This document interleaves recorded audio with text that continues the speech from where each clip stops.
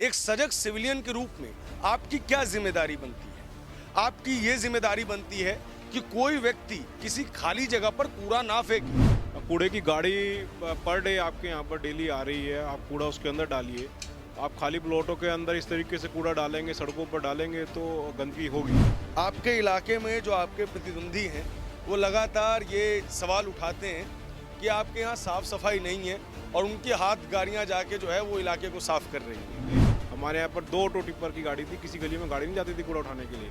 आज ही बोल रहे हैं, सही बोल रहे हैं। 5 साल पहले यही था। 101 कर्मचारी हैं आपके यहाँ के, सैलरी दे पा रहे हैं उनको? हाँ, अभी तो दे पा रहे, बट मुझे लग रहा है अगर दोबारा बीजेपी की सरकार बन गई तो इन कर्मचारियों को सैलरी नहीं मिलेगी। कांग्रेस से जो उम्मीदवार अपनी तैयारी कर रहे हैं उन्होंने आपके खिलाफ अच्छा खासा मोर्चा खोला हुआ है। क्या लग रहा है त्रिशंकु मुकाबले में कहीं भारतीय जनता पार्टी को तो बेनिफिट नहीं हो जाएगा? देखिए, पिछली बार मैं लगभग 2,500 वोटों से जीता था और इस बार मुझे उम्मीद है कि मेरी क्षेत्र की जनता मुझे लगभग 8 से 10,000 वोटों से जिताएगी। तो मेरा ये विश्वास है जनता के ऊपर कि क्षेत्र की जनता इस बार बहुत भारी मात्रा से मुझे जिता के यहाँ से भेजेगी। 1000 वोट से ज़्यादा कांग्रेस का कोई भी प्रत्याशी नहीं लेके जाएगा। जमानत बजाना तो बहुत बड़ी बात है उनके लिए। नमस्कार, मैं प्रभात रंजन मिश्रा, आप देख रहे हैं नेशन लाइव। जैसे जैसे चुनावों के वक्त नज़दीक आते हैं, लोग धीरे धीरे ही सही लेकिन जनसंपर्क अभियान शुरू करते हैं। ये जनसंपर्क अभियान 5 वर्ष रहे तो कुछ और बात है, लेकिन हाँ, चाहे कुछ समय के लिए ही सही, लेकिन जनसंपर्क अभियान अपने आप में बड़ी समस्याओं के निस्तारण का एक मूलभूत आधार बनता है। जन समस्याएं सुनी जाती हैं तो उनके ऊपर एक्शन भी लिया जाता है। जनप्रतिनिधि प्रवीण कुमार इस वक्त सीतापुरी में मौजूद है। सुनने में आया है कि दीपावली से पहले से ये राउंड्स चल रहे हैं। एमसीडी के खूब सारे कर्मचारी आपको दिख रहे होंगे, कुछ झाड़ू लगा रहे हैं। पीछे एमसीडी के कूड़ा गाड़ी है, उसके पीछे 2 छोटी छोटी जो है वो पैदल गाड़ियां हैं जो लगातार इलाके में साफ सफाई का ध्यान रखवा रही हैं। आप लोगों से एक गुजारिश है, इस वक्त जब हम सीतापुरी पहुंचे तो हमें एक प्लॉट मिला। इस प्लॉट में किस तरह की गंदगी है वो आप देख सकते हैं। क्या सभी की सभी जिम्मेदारियां सरकारों की होती हैं या कुछ जिम्मेदारी हम सिविलियंस की भी होती हैं? हमें संविधान ने मौलिक अधिकार दिए हैं तो हमारे कुछ मौलिक कर्तव्य भी हैं। एक चीज़ स्पष्ट है कि यहाँ कूड़ा डालने के लिए कोई 2-3 किलोमीटर दूर से नहीं आता होगा।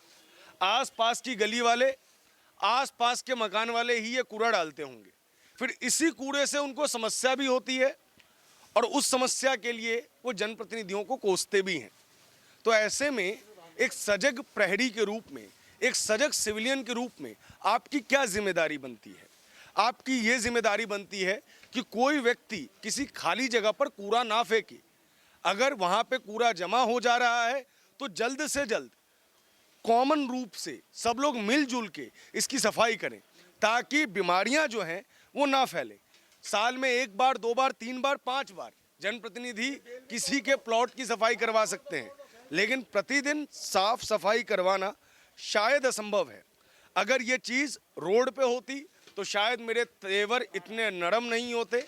चूँकि ये एक प्राइवेट प्रॉपर्टी है तो कहीं ना कहीं आसपास के लोगों द्वारा ही जो है वो समस्याएं इस तरीके की उत्पन्न की गई हैं। मेरे साथ सीतापुरी से निगम पार्षद, आम आदमी पार्टी के युवा तेज तर्रार नेता, साथ ही साथ साउथ दिल्ली एमसीडी में पूर्व नेता सदन रहे प्रवीण कुमार है। प्रवीण जी, पहले तो इसी मसले पे बातचीत करते हैं। प्राइवेट प्रॉपर्टी है ये, आप कितनी भी हम साफ सफाई करवाएं, जब तक आसपास के लोग जागरूक नहीं होंगे तब तक इस तरीके की समस्याएं पैदा होंगी। इस वक्त हम दिसंबर में आ गए हैं और इस बार हम देख रहे हैं कि दिसंबर में भी मच्छर की समस्या है। कितना बड़ा रोल है ऐसी एक्टिविटीज़ का इसके अंदर? देखिए, ये जो प्लॉट आप देख रहे हैं, लगभग इसको मैं 25 से 30 बार सफाई करवा चुका हूँ। यहाँ हमारे शंकर जी रहते हैं, जो पड़ोसी है यहाँ पर, विजय शंकर जी, वो भी कई बार आग्रह करते हैं तो मैं भी कई बार जब राउंड पे रहता हूँ देखता हूँ तो इसको सफाई करवाता हूँ। बट फिर भी यहाँ पर लोग कूड़ा डालते हैं। मेरा आपके चैनल के माध्यम से सभी क्षेत्र की जनता से ये अनुरोध है कि कूड़े की गाड़ी पर डे आपके यहाँ पर डेली आ रही है। आप कूड़ा उसके अंदर डालिए। आप खाली प्लॉटों के अंदर इस तरीके से कूड़ा डालेंगे, सड़कों पर डालेंगे तो गंदगी होगी।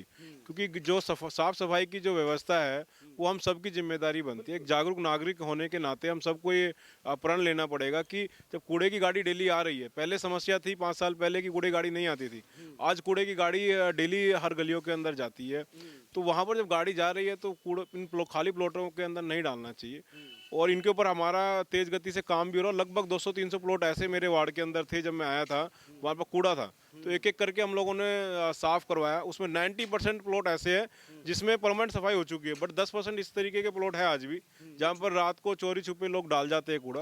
बट आपके चैनल के माध्यम से दोबारा मैं आग्रह कर रहा हूँ क्षेत्र की जनता से कि ऐसे कूड़ा ना डाले खुले में। कहीं पर कूड़े की गाड़ी नहीं आ रही है तो आप जरूर मुझे मेरे ऑफिस पे फ़ोन नंबर पे सूचना दे, मैं आपके घर पे कूड़े की गाड़ी भेजूंगा और आपके घर से कूड़े उठाने की व्यवस्था बनाएंगे हम लोग। चलिए अब हम मुख्य विषय पे आते हैं। जागरूकता बेहद ज़रूरी है।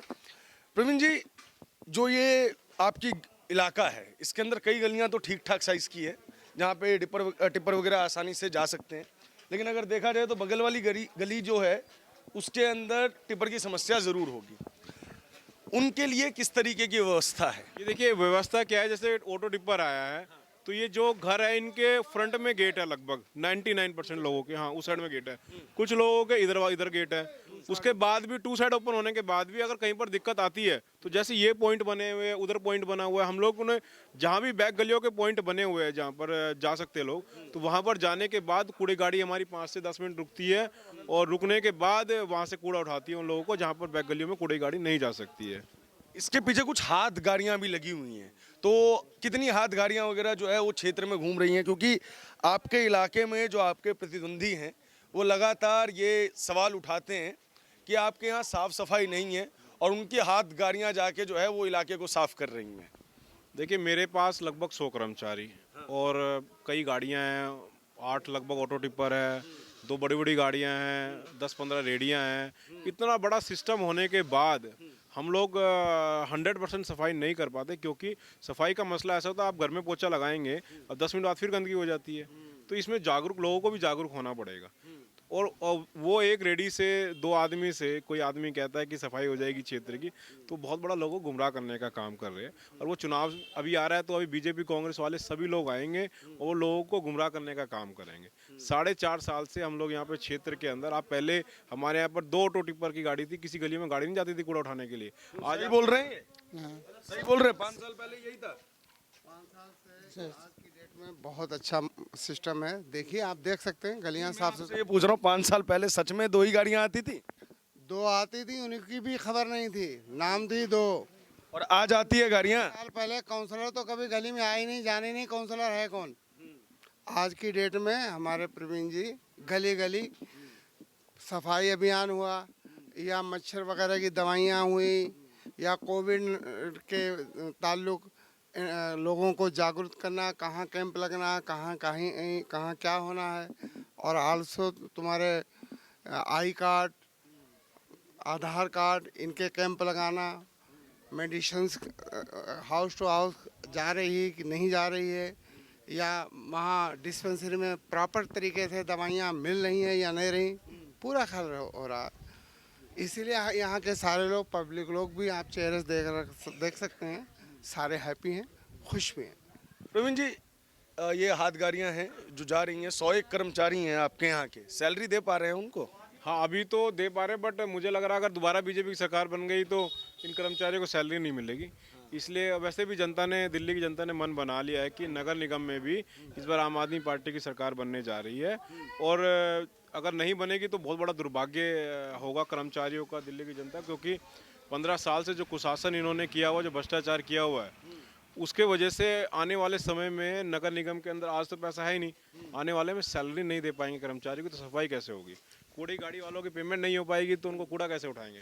तो बहुत कितनी डिस्पेंसरीज हैं आपके इलाके में एमसीडी के अंदर वाली? मोहल्ला क्लिनिक तो होंगी शायद। हमारे यहाँ पर एक ही दिल्ली गवर्नमेंट की डिस्पेंसरी है और एमसीडी की डिस्पेंसरी हमारे यहाँ पर कोई जगह नहीं है, जिसकी वजह से हम लोग डिस्पेंसरी नहीं खोल पा रहे।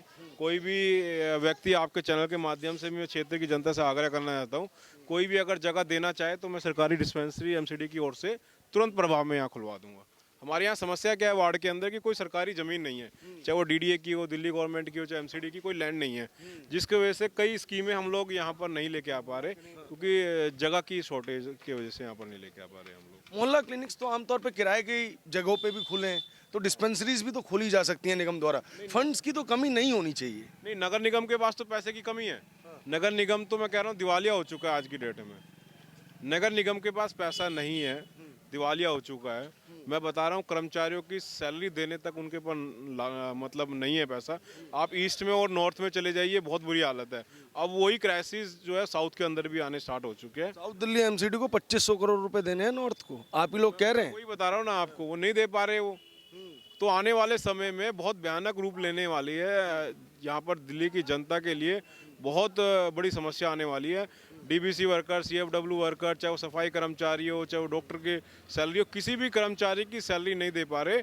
आने वाले समय में बहुत भयानक रूप होने वाला है। 6-6 महीने, साल भर बाद सैलरी मिलेगी कर्मचारियों को। तो आप सोचो क्या रूप होगा दिल्ली के अंदर जब सफाई कर्मचारियों को सैलरी नहीं मिलेगी, तो रोड साफ नहीं होगी, गली साफ नहीं होगी, तो क्या बुरा हाल आप दिल्ली के अंदर देखने वाले हो। आने वाला समय इस चीज़ के लिए आप दिल्ली की जनता तैयार रहेगी अगर बीजेपी की सरकार बनी तो नगर निगम में। लगभग आप चेता रहे हैं दिल्ली की जनता को। प्रवीण जी, दो समस्याएं और बहुत ज़्यादा इस बार देखने को मिली है। मतलब हम दिल्ली में काफ़ी समय से रहते हैं। नवंबर दिसंबर में मच्छरों का आतंक कम हो जाता है। एक समय पे आता है मतलब कि दशहरे से पहले मच्छर खूब मात्रा में होते हैं, कीड़े होते हैं, लेकिन दशहरे के बाद वो कम होने शुरू होते हैं और दीपावली के बाद तो ख़त्म ही हो जाते हैं। अब आज दिसंबर का अंत आने वाला है, फिर भी मच्छरों ने आतंक मचा रखा है। क्या वजह है कि मच्छर इस बार नगर निगम जो है वो कंट्रोल नहीं कर पाया? देखिए, एक सबसे बड़ा कारण तो ये है कि इस बार दिल्ली में ना बरसात बहुत ज़्यादा हुई है। सबसे बड़ा कारण मुझे लग रहा है वो है। और बाकी मैं दूसरे साउथ कॉरपोरेशन के दिल्ली की बात नहीं करता, बट मेरे यहाँ पर मेरे मलेरिया इंस्पेक्टर भी यहीं पर है और पूरी टीम यहाँ पर है और वार्ड के अंदर बहुत अच्छा काम हमारे यहाँ पर किया जा रहा है। सिर्फ इस बार हमारे यहाँ पर बी ब्लॉक के अंदर कुछ पानी भरा तो वहाँ पर कुछ केसेस हमारे पास आए। बाकी 5 साल के पहले का रिकॉर्ड आप उठा लो और 5 साल का आज का 5 साल का कार्यकाल का रिकॉर्ड उठा लो तो मलेरिया, चिकनगुनिया, डेंगू के अंदर बहुत बड़ी गिरावट हमारे वार्ड के अंदर आई है। उसका श्रेय पूर्व हमारे जो कर्मचारी है, जो इंस्पेक्टर है, वो पूरी टीम जो मिलके काम करती है, 5-5 मंजिल चढ़ के वो कूलरों को चेक करती है और टंकियों को चेक करने का जो काम करती है, वो पूरा क्रेडिट उनको, हमारी टीम को जाता है। बहुत मेहनती टीम है हमारे यहाँ की वार्ड की। सही बात है, क्रेडिट तो जाता है, लेकिन गुपचुप सूचनाएं तो ये भी हैं कि ये जो मलेरिया के वर्कर्स हैं, डेंगू के वर्कर्स हैं, उन्हें दिल्ली सरकार ने कहा था एमसीडी को हायर करने को और कहा था कि इनकी तनख्वाह दिल्ली सरकार देगी, और फिर आप लोग मुकर गए। नहीं, दिल्ली गवर्नमेंट ने, देखो डीएमसी एक्ट ये कहता है कि जो भी कॉरपोरेशन के कर्मचारी है उनको सैलरी जो है वो नगर निगम देगा। लेकिन इसके लिए तो आपने कहा था ना हायर कीजिए इनको, इनकी सैलरी हम देंगे। नहीं, हायर नहीं, ये तो पहले से ऑलरेडी कॉन्ट्रैक्ट पे है ना, तो ये तो नगर निगम ने लिया हुआ। नगर निगम को दिल्ली सरकार पैसा दे रही है और वो उनको सैलरी देनी पड़ेगी इनको। हमारी नहीं दी ना, एक ही डिमांड है हमारी। नहीं, पैसा सारा दिल्ली सरकार ने दिया हुआ, हमारी एक ही डिमांड है कि नगर निगम के जो कर्मचारी है, ये सीएफडब्ल्यू और डीबीसी वर्कर है, इनको पक्का करना चाहिए। देखिए, 14,000 रुपये में, 18,000 रुपये में किसी का घर नहीं चलता आज की डेट में। और आप इनको कम से कम इनकी, अगर आप इनको पक्का नहीं, पहली बात तो इनको पक्का करना चाहिए। और मैंने आपके चैनल के माध्यम से भी आपको वादा कर रहा हूँ और मैंने सदन के अंदर भी ये वादा किया है कि आम आदमी पार्टी की सरकार बनते ही सबसे पहले सफाई कर्मचारी पक्का होगा, उसके बाद हमारे साथ ही साथ हमारे डीबीसी और सीएफडब्ल्यू पक्के होंगे। सबसे पहले तो लाइव स्ट्रीमिंग चालू करवाइए ताकि पता रहे कि सदन में हो क्या रहा है। तो वो सबसे पहले हो जाएगा, लाइव तो हो सकता है हम लोग अभी करवा दें आपके लिए, बट मैं आपके चैनल के माध्यम से वादा कर रहा हूँ आम आदमी पार्टी की 2022 में सरकार बनेगी। कर्मचारी भी पक्का होगा, सफाई कर्मचारी और डीबीसी और सीएफडब्ल्यू जो कर्मचारी है, जो लगभग उनको 25-30 साल से बेचारे जो काम कर रहे हैं 14-14 हज़ार में तनख्वाह में घर नहीं चला पा रहे, उनको भी पक्का करने का काम करेंगे हम लोग। कई बार कई स्टेप्स ना बड़े क्रांतिकारी होते हैं, लेकिन उन्हीं क्रांतिकारी स्टेप्स पे ना कई बार शर्म भी आती है। प्रवीण जी, मैं अभी कुछ दिनों पहले अखबार खंगाल रहा था, एसडीएमसी के मेयर साहब ने कहा है कि हर एक वार्ड में एक इंग्लिश मीडियम स्कूल खोला जाएगा। आज़ादी का 75वां वर्षगांठ मना रहे हैं हम, अमृत महोत्सव चल रहा है। अब अगर अंग्रेजी स्पीकिंग स्कूल्स खोले जाएंगे तो हम कब आर्टिफिशियल इंटेलिजेंस पे बात करेंगे, कब कंप्यूटर्स पे बात करेंगे, कब टेक्नोलॉजी पे बात करेंगे? आप निगम में हैं, मैं निगम की खबरें करता हूँ, 5वीं तक के स्तर की किताबें उठाई हैं आपने। मैथ्स की किताबों में आपको प्रॉब्लम्स यानी कि सवाल ढूंढने पड़ेंगे और वही 5वीं स्तर की किताबें हैं प्राइवेट स्कूल की। क्या मतलब कि एक बच्चे को तैयार कर रही हैं, नर्चर कर रही हैं। फिर आप छठी में जब बच्चे को लेके जाते हैं, एनसीईआरटी की किताबें बहुत बढ़िया हैं, लेकिन 5वीं और छठी में बिल्कुल मेल नहीं है। एक बहुत बड़ा गैप है जिसकी वजह से हम देखते हैं कि छठी में बच्चा पिछड़ जाता है। इसके ऊपर क्या ध्यान है आप लोगों का? देखिए, अभी बीजेपी की सरकार है नगर निगम में, और हम लोग पहले दिन से कहते आ रहे हैं कि एजुकेशन सिस्टम जो है नगर निगम का बहुत बेकार है, वो बहुत ज़्यादा बेकार है। उनको समस्या कहाँ पर आती है? छठी क्लास में बच्चा जाता है। दिल्ली गवर्नमेंट का आज एजुकेशन सिस्टम जो है पूरे वर्ल्ड के अंदर आप देखें किस तरीके से पॉपुलर है, और उस अच्छी शिक्षा दी जा रही है वहाँ पर। जब बच्चा 5वीं के बाद छठी में आता है तो उनको बच्चों को बहुत दिक्कत आती है, क्योंकि स्टैंडर्ड जो है वो नगर निगम के अंदर बहुत लो है, और दिल्ली गवर्नमेंट का स्टैंडर्ड जो बहुत हाई हो चुका है एजुकेशन के अंदर। तो एक समस्या आती है। उसके लिए हमने कई बार आग्रह किया है नगर निगम से कि आप लोग स्कूल नहीं चला पा रहे हैं, ये दिल्ली गवर्नमेंट को आप टेक ओवर हैंड ओवर कर दो, और सारे जितने भी 5वीं तक के स्कूल है वो सारे स्कूल जो है वो दिल्ली सरकार चलाएगी, और बहुत अच्छा एजुकेशन का सिस्टम डेवलप हो जाएगा। आपने खुद ही बताया कि एक इंग्लिश मीडियम स्कूल नहीं खोल पाए। अब 75वीं वर्षगांठ में हम बात कर रहे हैं कि हम इंग्लिश स्पीकिंग स्कूल्स खोलेंगे। खुशी होनी चाहिए इस बात की, जब जागो तभी सवेरा। लेकिन 75 साल बाद, 15 साल से सत्ता में हैं आप लोग। चलिए फिलहाल मैं अगले प्रश्न के ऊपर रुख करूंगा, जो कि मेरे को लगता है कि बेहद महत्वपूर्ण प्रश्न है। प्रश्न ये है कि क्या आपको लगता है कि एमसीडी में जो फंड की क्राइसिस लगातार जनरेट हो रही है, उसके लिए तीनों एमसीडीज को यूनिफाइड कर दिया जाए? एक तरफ तो कर्मचारियों का वेतन देने के पैसे नहीं है, दूसरी तरफ हम 3-3 स्टैंडिंग कमेटी चेयरमैन लिए घूम रहे हैं, 3-3 नेता सदन, 3-3 मेयर, उसके अलावा न जाने कितने पद हैं, एक व्यक्ति 8-8 चेयरमैनशिप लेके घूम रहा है। देखिए, ये सबसे बड़ा कारण जो क्राइसिस है ना पैसे का, वो नगर निगम में भ्रष्टाचार का है। जो दोनों हाथों से लूटने का काम आज की डेट में भारतीय जनता पार्टी कर रही है, क्यों? उनको पता है कि हम लोग जाने वाले हैं इससे, नगर निगम से हमारी विदाई तय हो चुकी है, तो इस टाइम पे दोनों हाथ से वो भ्रष्टाचार करने का काम कर रहे हैं। और पिछले 15 साल में उन्होंने एक ही काम किया, एक ही में मास्टर डिग्री ली है वो भ्रष्टाचार करने में। उसी के वजह से आज फंड की क्राइसिस है। मैं आपको कह रहा हूँ, आज नगर निगम वो छोड़ दे, हम आज से ही नगर निगम चला के दिखा दें, उतने ही पैसों में उससे बढ़िया नगर निगम चला के दिखा देंगे। दूसरी चीज़, दिल्ली सरकार आज इतना बेहतर काम कर रही है, नगर निगम जैसी ही दिल्ली से हमारे आम आदमी पार्टी के पास आएगा, दोनों के तालमेल से देखना कितना बेहतर काम होगा। कहीं फिर ऐसा तो नहीं कहेंगे कि दिल्ली के 7 सांसद भी हमारे हो जाएंगे, तब देखो कितना बढ़िया काम होगा? नहीं है। देखिए, आज की डेट में एक आम आदमी को, नॉर्मल आदमी को सबसे ज़्यादा जरूरत पड़ती है अपने निगम पार्षद की। वो इजी टू रीच होता है। सबसे ज़्यादा विभाग नगर निगम के अंदर आते हैं। किसी को सफाई करवानी है, किसी को लाइट ठीक करवानी है, किसी को मलेरिया की दवाई डलवानी है, किसी को मकान बनाना है, तो उनको सबको, लोगों को जो रोज़मर्रा की जो ज़िंदगी है, उनको आदमी को जरूरत पड़ती है निगम पार्षद की। तो जब निगम पार्षद आपका आम आदमी पार्टी का बेहतर काम करने वाला आ जाएगा, तो ऑटोमेटिकली आपको उसके अंदर फायदा मिलेगा। करीब 2-3 महीने से ये राउंड्स चल रहे हैं आपके, इलेक्शंस तक तो चलेंगे ही। 4.5 साल से मेरे राउंड चल रहे हैं। और कोरोना के अंदर भी मैंने लगभग 5-5 बार लोगों के घर गया, मैं लोगों के सैनिटाइज करे, लोगों के गेट आज देखोगे तो काफ़ी लोगों के गल गए, क्योंकि सैनिटाइज से वो केमिकल होता है तो गल जाते हैं। उसके बाद फॉगिंग हर साल मैं जाता हूँ घर घर लोगों के, और फॉगिंग राउंड होते हैं, और सफाई के भी मेरे हर साल राउंड होते हैं।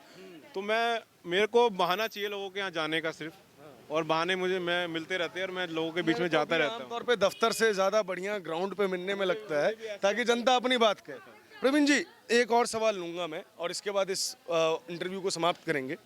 दिल्ली की राजनीति से कांग्रेस अप्रासंगिक होती जा रही है, ठीक है, लेकिन एक समस्या देखने को आपके वार्ड में ज़रूर आपके लिए मिल रही है कि यहाँ कांग्रेस का कुछ ना कुछ अस्तित्व नज़र आ रहा है। कांग्रेस से जो उम्मीदवार अपनी तैयारी कर रहे हैं, उन्होंने आपके खिलाफ अच्छा खासा मोर्चा खोला हुआ है। क्या लग रहा है, त्रिशंकु मुकाबले में कहीं भारतीय जनता पार्टी को तो बेनिफिट नहीं हो जाएगा? देखिए, पिछली बार मैं लगभग 2,500 वोटों से जीता था, और इस बार मुझे उम्मीद है कि मेरी क्षेत्र की जनता मुझे लगभग 8 से 10,000 वोटों जिताएगी। उसका कारण है कि लोगों के बीच में पहले दिन से रहा।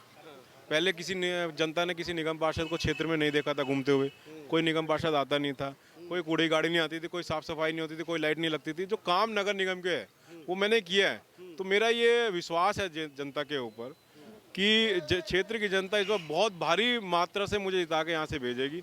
दूसरी बात, कांग्रेस का प्रत्याशी पिछली बार हीरा मिश्रा जी थे, वो 4,000 बहुत वोट लेके गए थे।